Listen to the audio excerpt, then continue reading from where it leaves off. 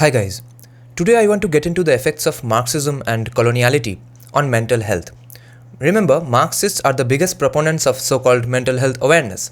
But in this case, it's just like colonization and all other Abrahamic faiths that they first create the problem and then sell you the solution. So let us get into some details that, remember, mental health seems to be a pandemic all around us, and at least an endemic, or at least an epidemic all around us. Everyone in the cities, every kid ranging from 16 to 46 seems to be under some sort of mental health crisis. Either they have depression, or they have ADHD, or they have bipolarity, or they have anxiety, or they have all of these. Now, I want to argue that there are roughly 4 causes of this problem. It ranges from a general rise in the idea of mental health in the first place, because you can't go to a therapist and you can't talk about mental health if you don't even know that thing fucking exists. So it's a generally good thing that there's a rise in that. But how good is that? I'll get into that in some other video, whether this rise of mental health awareness by the mental health mafia is a good thing or not. And second point can be that there's a rise in high calorie, high sugar, high estrogen containing foods and diets that screw up your blood circulation and also screw up your gut health, which in turn screws up your brain's neurotransmitters, and therefore you process information in the wrong way. Then C, there's a general decrease in the need for physical activity, both for your earning or for gathering food or for your eating purposes. You don't need to move much. You don't need to go anywhere else. You can order on Swiggy. You can work from home. But there's also the additional point that there's a general lethargy that comes with the above points mentioned, with food and high calorie things and high estrogen containing diets like meat, dairy, etc., and any chocolates, anything that increases your estrogen amount and that causes you to feel lethargic and mainly causes you to feel mentally weaker. And the fourth point, which we will discuss today, is, according to me, coloniality and Marxism. Today's discussion will be focused on just this fourth point.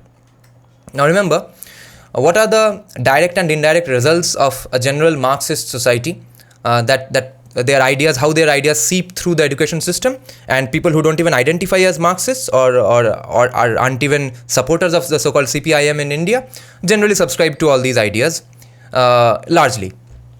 So you can't be proud of your country in the first place because it's jingoism, bro. And some will say that liberals are also proud of their country, but we'll counter that later in the video, because how liberals are proud of their country, that is a hoax in itself. We'll get to that later. Also, you can't be proud of your regional culture, regional pride and those things, because those things reek and sound like racial supremacy. Oh, you're proud to be a Bihari, or you're proud to be a Bengali, or you're a proud Marathi. That means you hate all other regions and cultures. So that's generally hated by Marxists. But regional pride of Tamils and Bengalis are generally looked upon with respect and affection by Marxists, because these two cultures are generally a counter to the larger Hindutva narrative and the national cohesion narrative. So these are great because they are against Hindutva. Otherwise, regional pride is bad, because Raj Thackeray and all, Bala Saheb Thackeray, they are all bad people. But Bengali pride is great because Bengalis are against Hindutva. Okay, then the issue is that, remember how history books teach us, among many other horseshit that they teach us, they also tell us that Harappa and Mohenjo-daro, where did these people go? It's a lost culture. We don't know where they are, where their descendants are. No one in my entire school life, I studied arts till class 12, I have never heard anyone utter the phrase that we are the descendants, at least Indians, at least Western parts of India, those people are the descendants of the Harappan culture.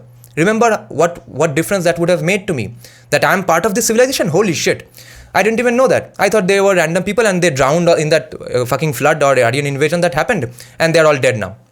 But we now know that's not the case.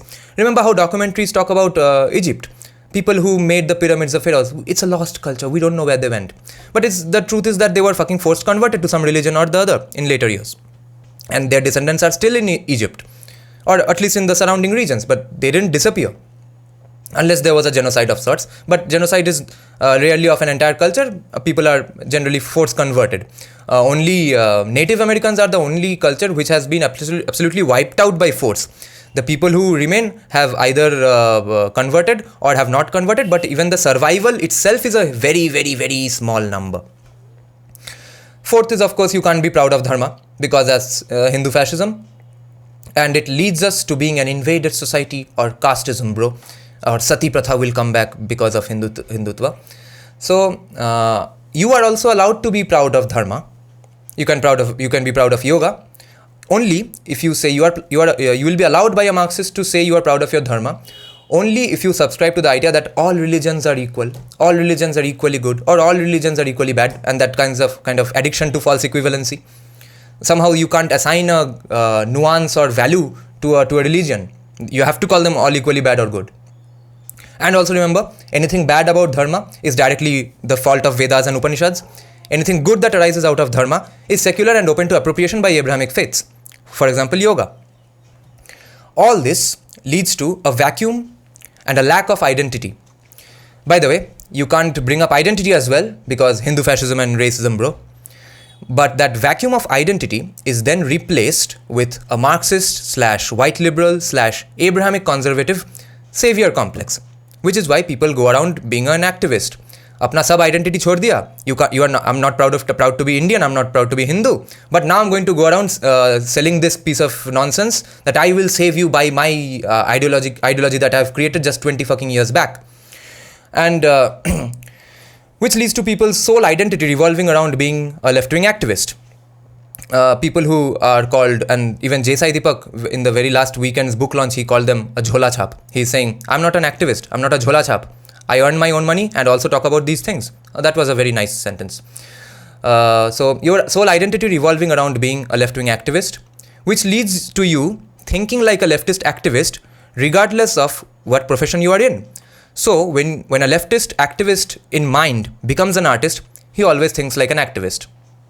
Which is why Bengal's culture went to hell. Because Rabindranath Tagore and Satyajit Ray were not thinking like a leftist activist all the time. Even though Satyajit Ray had a lot of coloniality in his work, but that's not all he was working for or working towards.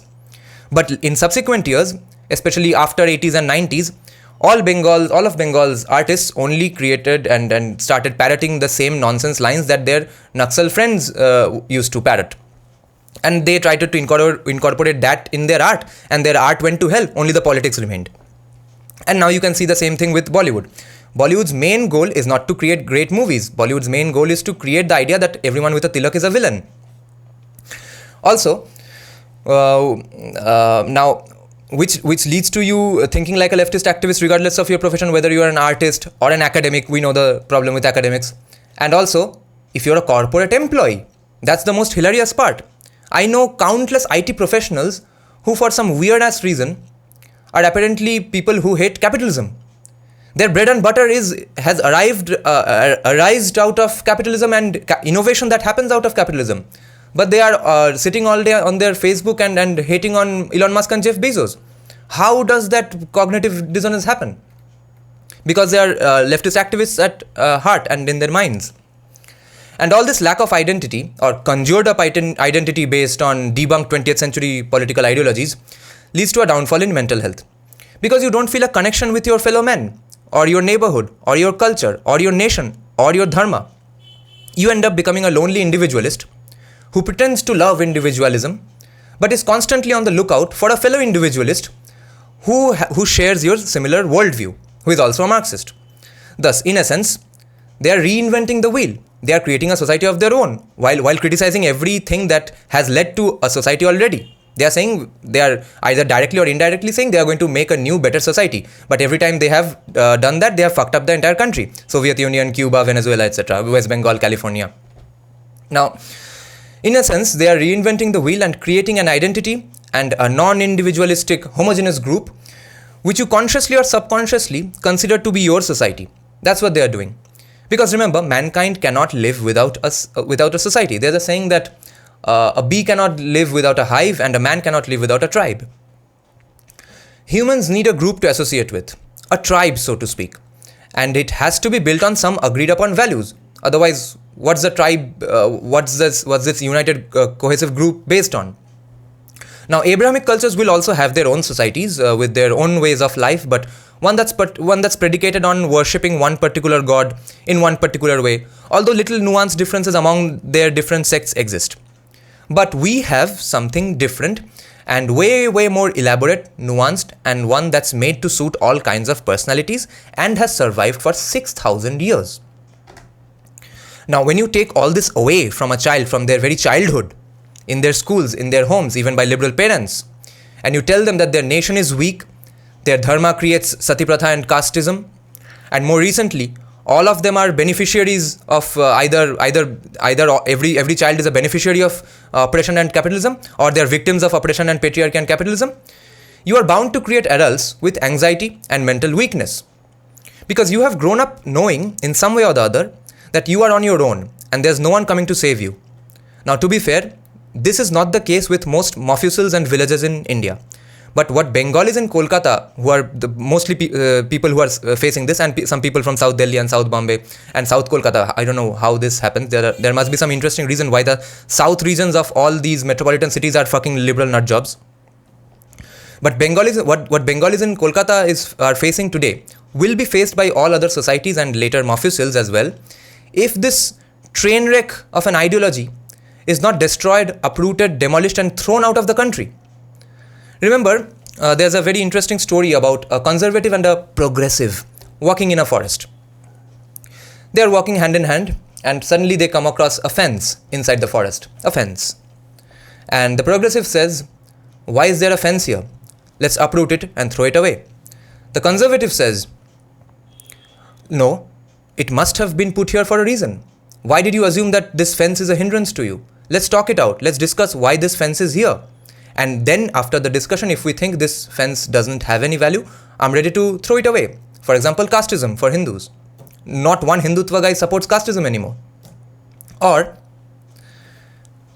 if this fence does have some value and we find it out of discussion and debate, let's have it here.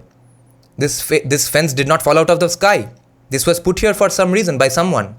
Let's discuss what the meaning behind this fence was.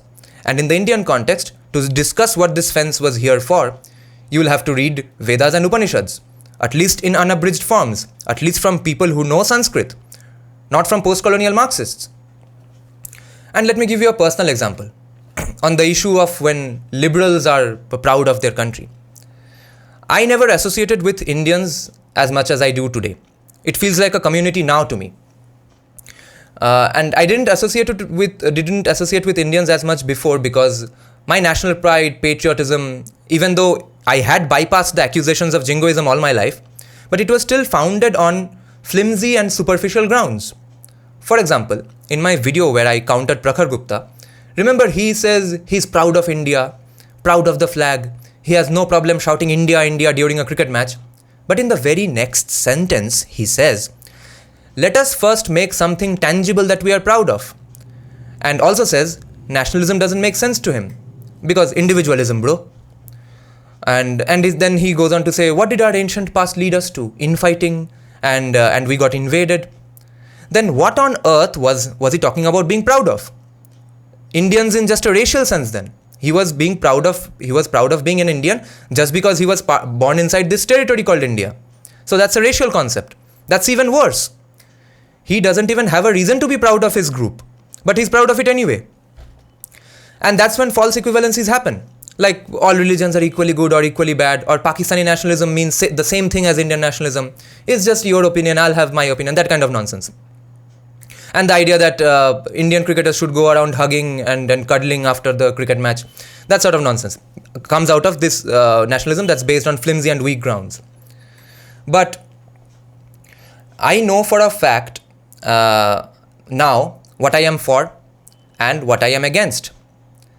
And even knowing that I'm part of something larger, I'm part of a larger, gigantic social group, that does not mean that I don't have a conflict or contradiction with anyone. And so what? Till date, I haven't met or spoken to a single person on the Hindutva side with whom I don't disagree on something or the other. But so what? Let there be differences of opinions and conflicts and contradictions as long as the basic framework is agreed upon. And with the debates and conflicts arising out of the framework, social churn can happen and best ideas can come forth and survive. But we are not going to let others have fun with our fissures and our contradictions and create and increase those divisions. We will agree upon this basic framework and operate under that and create our own conversations and social churns. In conclusion, I'm not anymore just a random Bengali sitting in one random part of the planet. I am a Bharatiya with crores of like-minded people and of similar age who subscribe to this 6,000-year-old civilization's framework and believe that it needs to be saved and believes in its survival. And we are not letting this go anywhere, nor letting it decrease in space. We are not going to concede and cede any more space anymore, and not one fucking inch. No matter who asks for a plebiscite and who asks for a different country or a state, India will remain at least this, and maybe 100 years down the line we can think of expanding. We are here for each other. You are here for me, and I am here for you.